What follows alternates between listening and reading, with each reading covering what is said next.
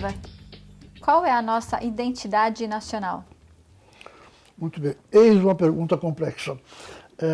Veja, até algumas décadas atrás, os historiadores, os sociólogos, gostavam muito de falar sobre o caráter nacional de um país. O que distingue um país, né? Então diziam, por exemplo, os ingleses são flegmáticos e assim, os franceses são mal-humorados, né? Cada país tinha uma certa discussão, uma certa especulação sobre o que os definiria. O que faz de um brasileiro, né? O que faz de um francês? Qual é a descrição? Como é que se pode descrever, em poucas palavras, a identidade de um país? Esse conceito foi ficando desmoralizado porque era tudo muito vago, né? Tudo muito vago, muito difícil de acertar isso.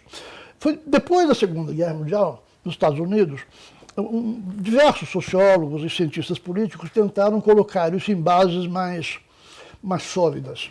Eles jogaram fora o termo caráter nacional e adotaram o termo cultura política. Como é que é a cultura política da Alemanha? O que caracteriza, do ponto de vista cultural, os alemães?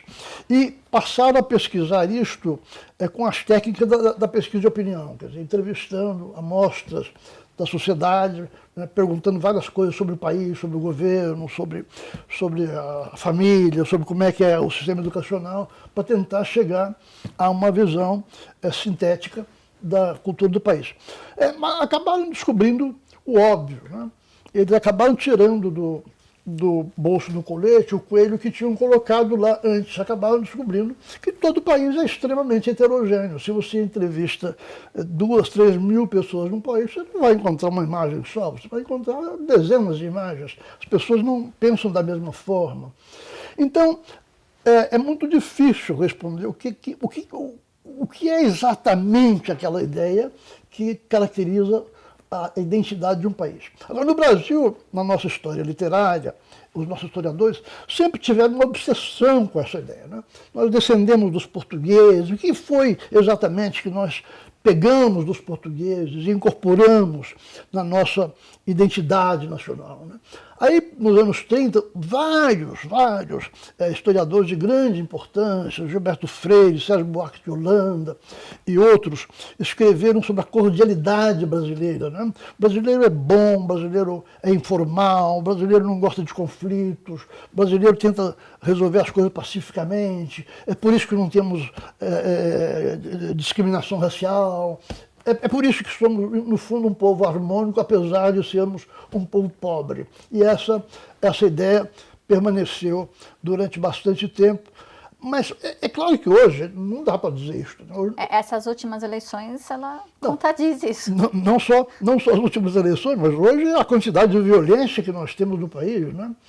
60 mil homicídios por ano. É difícil falar que nós somos um povo... E uma violência com barbárie, né? Com barbárie, com crueldade, né? Gratuita.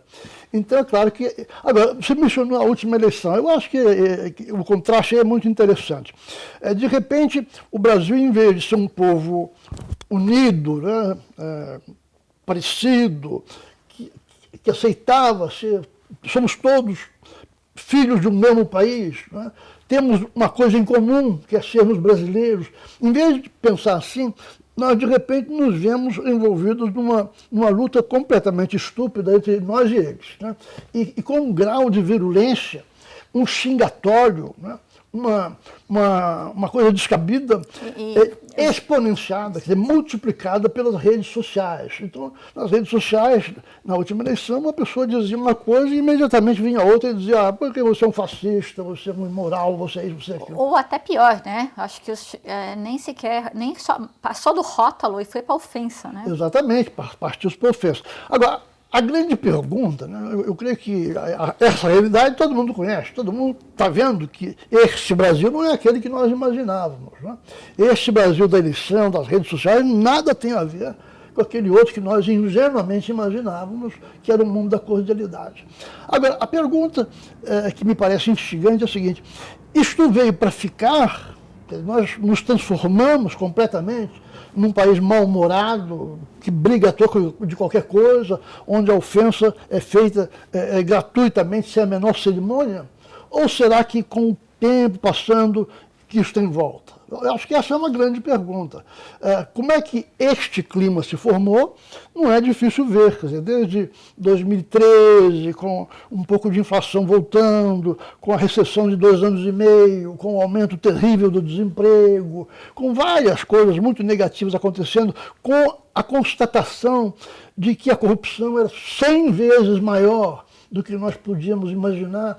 Tudo isso criou um clima de animosidade compreensível. A gente tem que entender que é difícil imaginar que isso não surgisse.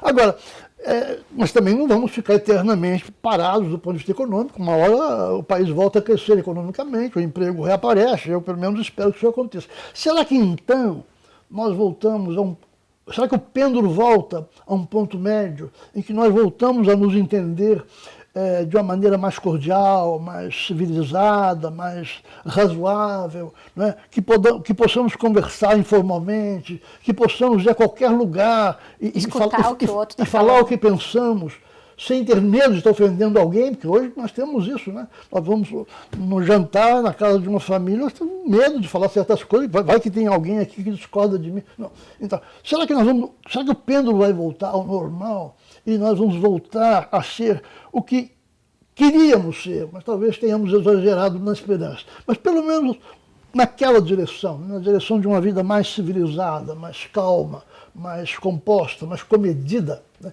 Não digo cordialidade, né? Mas pelo menos uma vida mais comedida. Será que voltamos a isso? Eu tenho essa esperança, acho que é razoável acreditar que volte. Eu também espero.